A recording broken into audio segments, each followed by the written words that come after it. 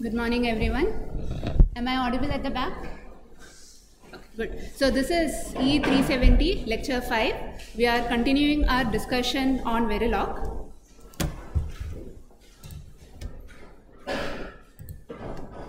So I have updated the list of references.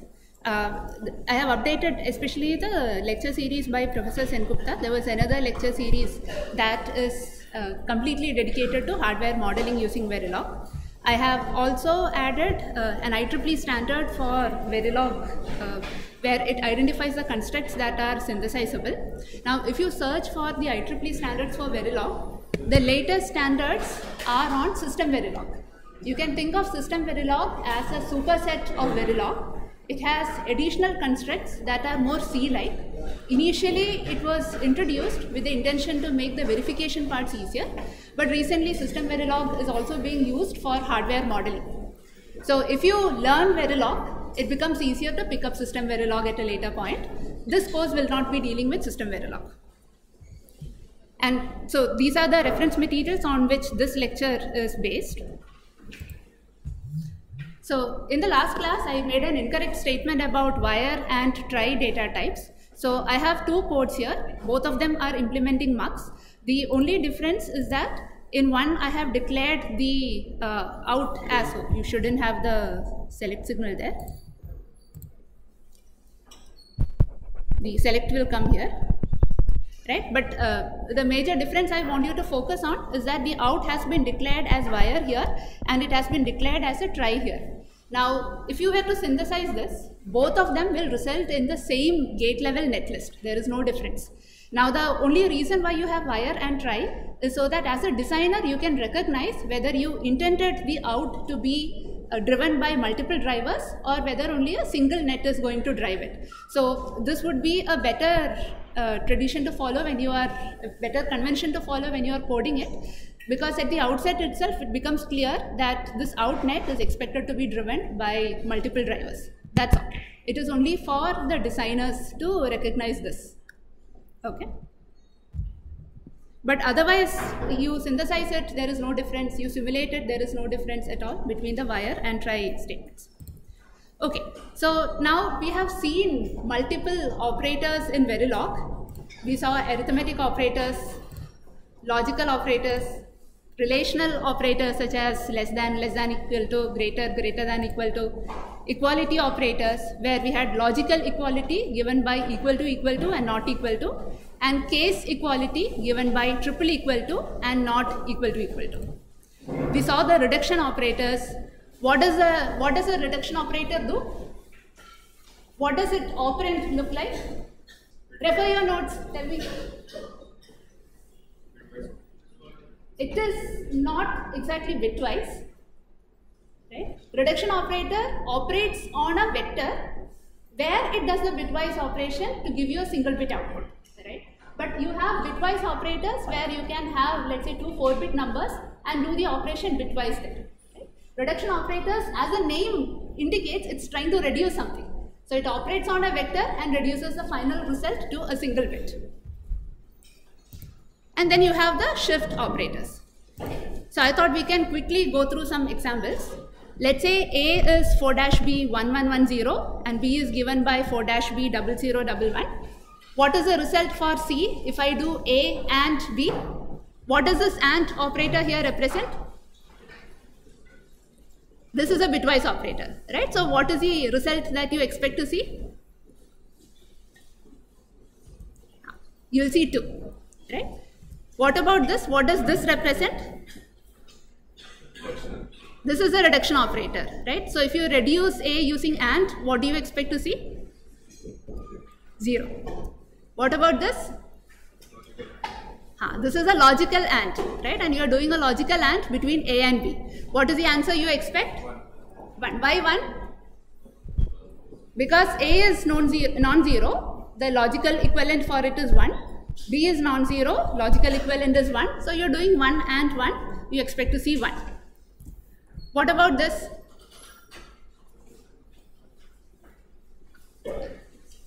C equal to not of A. What not is this? How will you? No, not reduction. This is a logical NOT, right? So if the value of A, because it is not 0, right? If you do a logical NOT of A, you'll get 0. What about this? This is a bitwise negation. So you'll simply get 0, 0, 0 and 1. Is that clear? And finally, what is this operator doing? It's right shifting by 1. So the 0 goes off, you have to introduce another 0 here and you get the following answer. Now, there were few more operators left, so let's quickly go through that.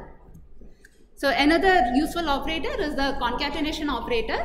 Like the name indicates, it's going to append 2 or more variables that you put inside these braces. Right? Can you tell me what is the expected output for this particular statement? So it will be 4-bit answer with result 0, 0, 1, 0. Right? Can you tell me the number of bits in Y for this case? 11, right? And the result is going to be, so this one coming from A, 0, 0 from B, 1, 0 from C, 1, 1, 0 from D, and finally these bits coming here. Right? You can also do something like this where you don't put the whole variable but you access specific bits of it. What is this going to give you?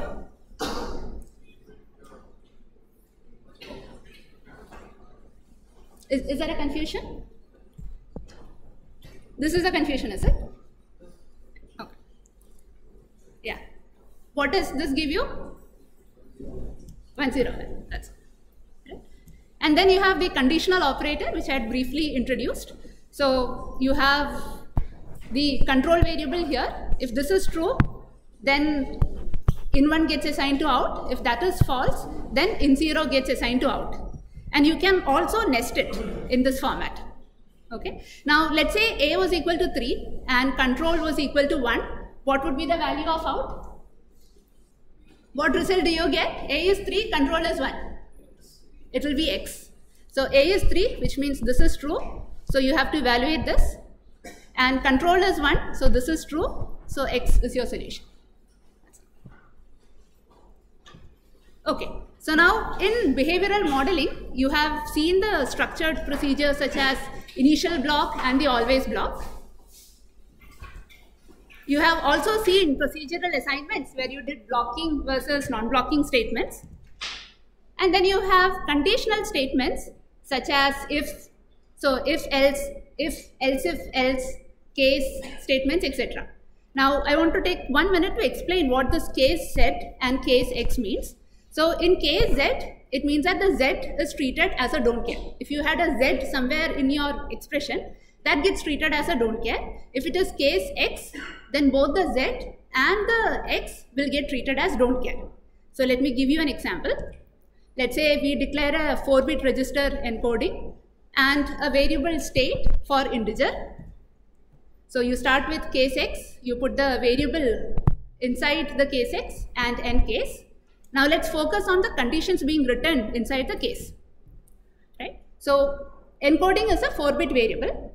Now out of the 4 bits, we are only checking for the MSB 1 bit in this case. So for any value of encoding which is greater than or equal to 8, the MSB is 1. Therefore the next state will get assigned 3. The rest of the bits will not matter. Now if this particular bit was 1, then this would get executed, so on and so forth. Similarly, so much like C, you can also do loops in Verilog. So there are 4 types of loops possible. You can have a for loop, while loop, repeat, and forever. And these are very intuitive, but I will still take you through some examples. Let's say we want to do a while loop. So I have declared an integer count. I'm going to use the while loop inside the initial statement.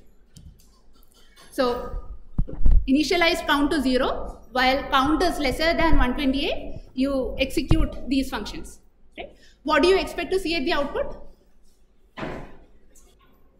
You will see the statement count equal to 0, count equal to 1, count equal to 2, etc. executed 128 times. Is that okay? Similarly, we have a for loop. So here I am using a for loop to initialize an array, right? State has been declared as an integer, state 0s to 31. How many bits is it? Is it a single element or multiple elements? Right, you have 32 elements of state where each element is a single bit, right? So you have to assign values to 32 elements. So I can use a for loop for it. So this is the initialization condition. This is the condition under which it can operate. And you do increment I by I equal to I plus 1 and you assign state of I equal to 0. So all 32 elements of the state have been initialized to 0 in one go. Repeat loop will execute the loop, the instructions inside the loop for a fixed number of times. So I take the same example as that of the while loop that we did. So where you wanted to display the count value as the count value goes from 0 to 128. So I simply say repeat this for 128 times and whatever statements I give between begin and end, it gets executed 128 times. And forever loop, it executes the loop forever. So you have to be a little careful when you are using this. So if you use in a condition like this, so I initialize clock to 1 bit, value 0, and I say forever #10 clock equal to negation of clock, then this will give you a clock waveform which has a period of 20 time units. So this is very similar to how we had done always #10 clock equal to not of clock. Now in the forever loop, if you forget to put in a delay construct, this particular statement will execute forever and the rest of the statements will not get executed at all. So whenever you're using a forever loop, please remember to put the delay statements to it.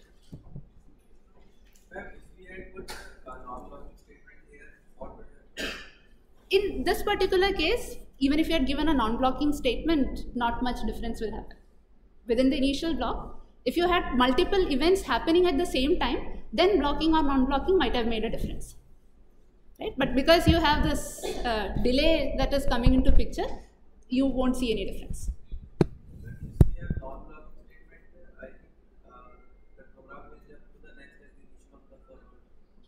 If you had a non-blocking statement, program will jump to the next execution of forever. So you're talking about non-blocking statements after this, is it? No, in this forever. Within the forever loop, you're doing beginning, end, and then do non-blocking statements? Yeah, I am doing non-blocking and clock. Oh, you're doing clock, non-blocking equal to, okay, so this statement. Is this what you meant? Yes. Right? No difference. I have simulated both. You can also try it out. Because there is a delay now, it can execute the statement only after a delay. So it waits for 10 time units, executes it, then again for next 10 time units, executes it, etc. Okay, so now let's say you are using Verilog to describe hardware. So a very basic rule would be to not use any of the non-synthesizable constraints. So delay statements like this are non-synthesizable. Initial block is non-synthesizable. Directives like $finish, $display, etc. are non-synthesizable. So when you're writing the code, if you really wanted to implement a hardware, you shouldn't be using these into that code. Use this only in your test benches and for modeling purposes. Now, just because you have written a code by using only synthesizable construct, it doesn't mean that it can still translate into a hardware. So you can use only synthesizable constructs and still make mistakes when you are writing the code such that it cannot be made into a hardware. So I thought we can go through a few examples like that. Can this describe a hardware? What do you think? So always at pos edge of clock or neg edge of clock, I am assigning D to Q. Do you think this can describe a hardware? Yes? How many of you are saying yes? Can I see a show of hands? How many of you are saying no? What are the others saying? Okay, so to be able to synthesize this, right, you need to have an element which is sensitive to the edges, and it should be sensitive to the both positive and negative edges of the same signal, right? Such an element as of now doesn't exist in any of the standard cell libraries. So if you wanted something to be sensitive to positive edges of the clock, you can have this, right? A flip-flop which is sensitive to positive edges of the clock. You wanted something to be sensitive to negative edges of the clock, then you pick a flip-flop which has been designed to be sensitive to negative edges of the clock, right? You don't have a single element that is sensitive to both positive and negative edges of the clock. It is, if you search in literature, you will find these niche works that talk about dual pulse triggered flip-flops, etc., where it is sensitive to both positive and negative edges, right? But it's a very custom designed circuit that is still not mainstream. So in none of the commonly used standard cell libraries will you find an element that is a combination of both. Okay? So you can't do this. You will have to figure out if this is really the implementation that you wanted. You'll have to figure out some other way to implement this. Another example, positive edge of reset or pos edge of clock. In the reset, I'm making q equal to 1. Else I make q equal to 2. Is this synthesizable? Is there any issue in assigning q to be 1 in the reset state? No issues, you can do this, right? So what might happen is maybe the flop has maybe the standard cell library has a flop with a set. So it will give your reset signal to that set pin of the flop, so that under the reset conditions, the flop is actually getting set to 1. That is one possibility. If that doesn't exist, you could take a flop and simply invert the output. And if you are feeding inverted input to it, then also you get the correct result. So when the reset goes high, this goes to 0, but your output is taken here, so that becomes 1. And because you have an inversion at the end, the final output will be double inverted, which means it will act like a buffer. Right? So this is also fine. Again, no problem, you can do this. What about this? So when it is reset, I want Q to take a certain input. If it is because of the pos edge of clock, I want Q to take a different input. Is this possible? Yes? No? Yes? How many of you are saying yes? Right? How many no's? Okay, so this is not possible because in the reset condition, you can either assign a constant 0 or a constant 1, right? So if you look at your flop, reset pin is here, clock is here, you have only one provision to feed in your data, right? So you will have to feed in your D here, and when there is a pos edge of clock, you can have this D come to the output. So roughly how you can think about the reset is, let's say in the internal construction of this flip-flop, somewhere inside you can think of there is a switch inside it. Right? This is a very, very crude definition, and this switch is connected to reset. So when the reset turns on, you can either pull the value to 0 if the switch is between reset and ground, or you can pull it to VDD. Right? And but you can't pass a very different value into the flip-flop output at the edges of the reset. Is this okay? So if you code like this, your code cannot be synthesized. That is the bottom line. Right? How about this code?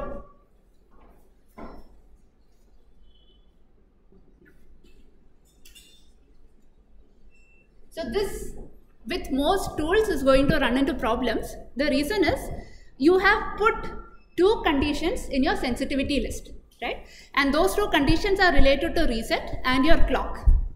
So then in this main if loop, you should be checking for conditions on the reset and the clock, nothing else, right? So if reset, there is some condition, this is fine.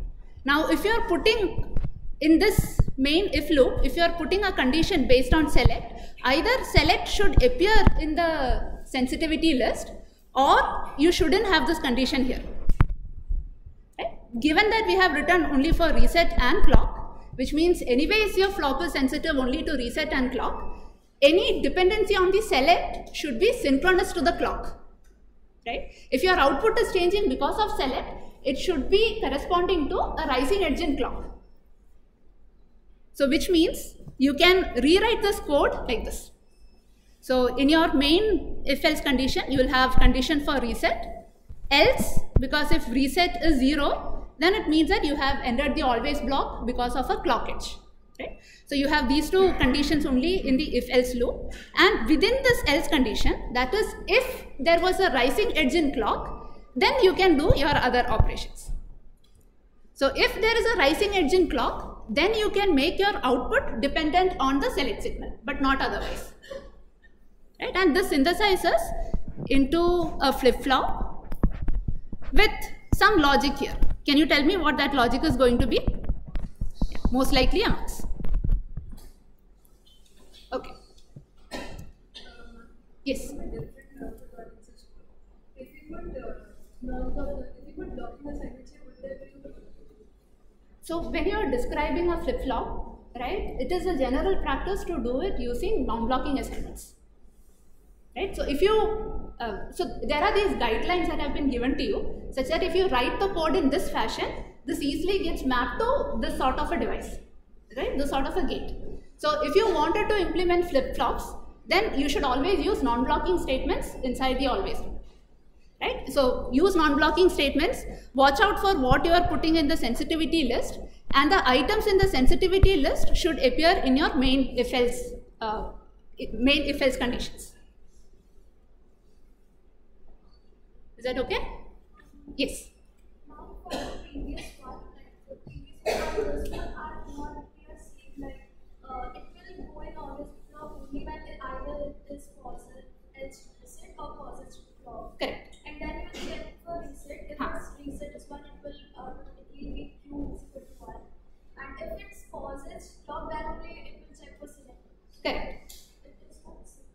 So it looks like same from the matter of the algorithm, right? But if you write like this, you most tools will give you an error saying that select is not part of the sensitivity list, because they are looking to see this main algorithm. So there are 2 items in the sensitivity list. I should check for those conditions and then decide how to design the circuit, right? So algorithm wise they are similar, but if you write like this, then it is guaranteed to be implemented like this. This is going to result in issues with the tool. Now, there are also, for this particular code, if you check, right, what happens if select is equal to 0? Only then Q is becoming, so I'm trying to see if there are cases that is not well defined here. Is there a possibility for Q to get a value which is, is there a possibility to have a condition where Q cannot have a value? No, I think algorithm wise both are looking similar, but this will give you a problem with the tool because the sensitivity list is not checked. Like, is that you intended to be double equal to? Yes, sorry. What will this exactly give? Which one? This one. If it's not double equal, if it's only a single. Will this, like, select is getting assigned a value 1. And then it will be always Q is high. Yeah. And if you write like this, of course, even in this case, right, if you had written select equal to 1, if it's a good tool, it will flag the issue to you. If it's not well written tool, then it might synthesize, but your result will not match, right? So this is what we say as simulation mismatch before and after synthesis. Well, how does that begin and solve that? We just don't added begin and end. No, we didn't do a begin and end. So here if you look, we have 2 if loops, right? 2 if statements where the second if statement is now part of the else condition of the first if statement, right? So this is now nested if, right? Whereas in the previous case, you had a single if statement, if else conditions. Right? That is the difference. It's not the begin and end that is causing the difference. Now you have nested them. If reset condition do this, else clock condition do all of this. Whereas earlier it was like if reset do this, if select, else if select do this, else do this. That is the difference. Okay? So then we move on. Any questions on this? Right. Can this describe hardware?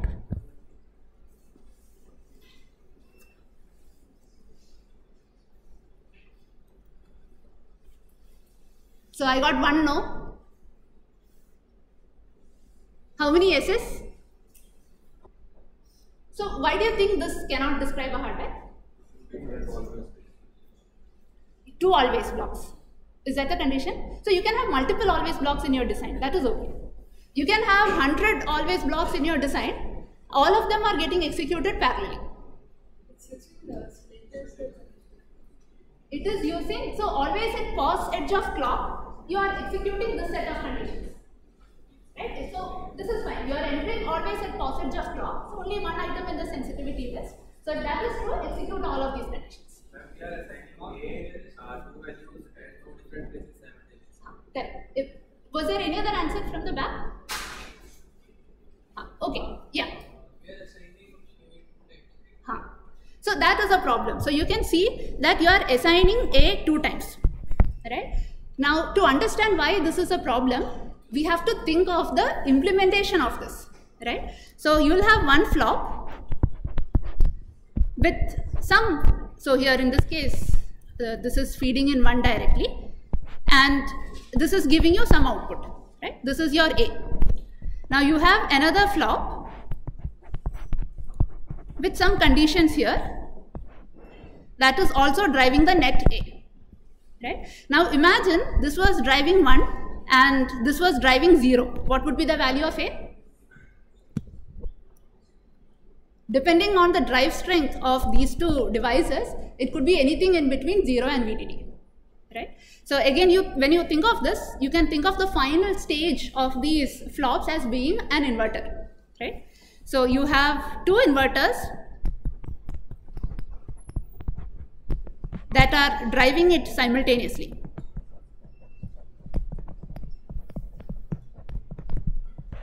Right? So now if this had an input 1, this had an input 0, if this is 1, which of these 2 devices is active? Which of these 2 is active? It's not visible. So if this is 1, which is active here? NMOS is active. What about the other inverter? PMOS is active. So you can have a current flow that goes like this. You can have a current flow that will start from here and go like this. And this voltage is going to be something between 0 and VDD. Right? So anytime you want to assign a variable a value, the value has to be assigned within a single always block. Right? So what would be the solution that you would suggest here?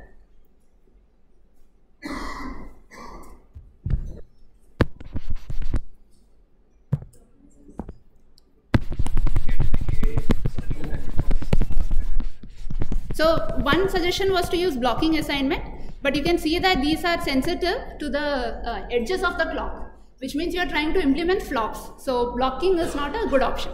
So you still have to do non-blocking assignments. All that you have to do is bring these conditions, these statements, either here or bring that A less than or equal to 1 into the other code. So you can read a variable in any number of always block. You could read the value of A in 100 always block within the same code, meaning A has to come on the RHS, right? But A can be assigned value only within a single always block.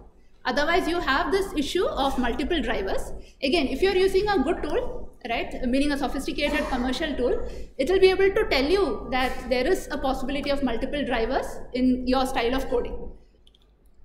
Okay. And finally, what about this? Yes.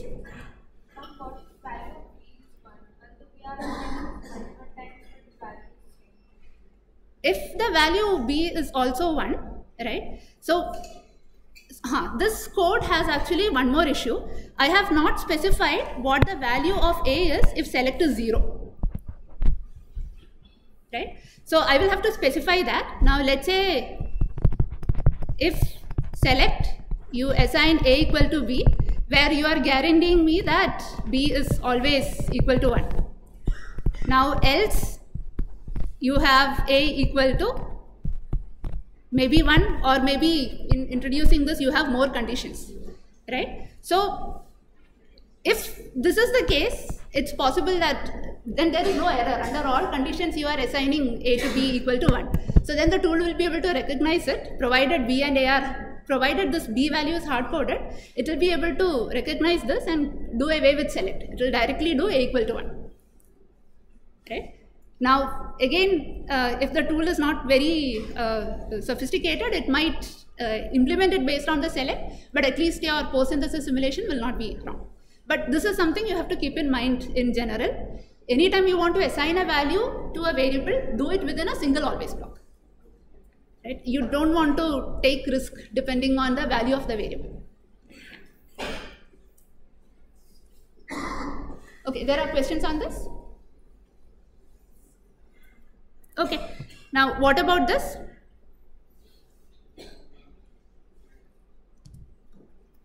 Do we need an else condition in the select? Yes, any time. So you want to make sure that the value of the variable is defined under all conditions and you are not leaving anything to the interpretation of the tool. If it's like A less than A non-blocking 1, B non-blocking C, you select A non-blocking B. Then can't it just do like a mux where the, if select is in the... So let me write out the code once more. What are you saying? You want to have B not equal to C? First is A, then B, then this select. Yeah. So then also you have a problem, right? Within the same always block, your A could either take a value 1 or depending on the value of the select, it can take B. And if I just use a test bench and put initial value of A is 1. So that is again value dependent condition is what you are telling me, right? Yeah. Right? So if you make it value dependent, it might be, I mean, you make sure that B is always 1, then it is okay. It's basically not a function of select at all.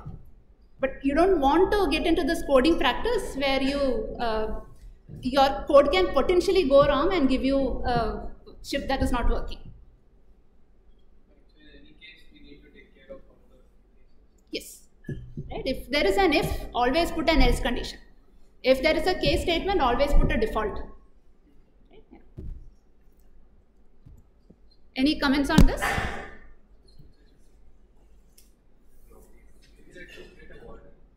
You'll get a warning, and that warning is possible mismatch in the results after synthesis.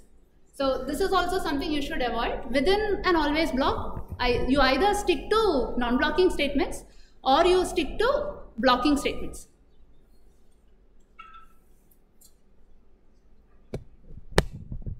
This is fine? Okay, then we will have a quick short surprise quiz on Verilog. If you have any questions, I can take it in the next 1 minute. After that, we will follow up with the quiz. So the quiz will be through Academy.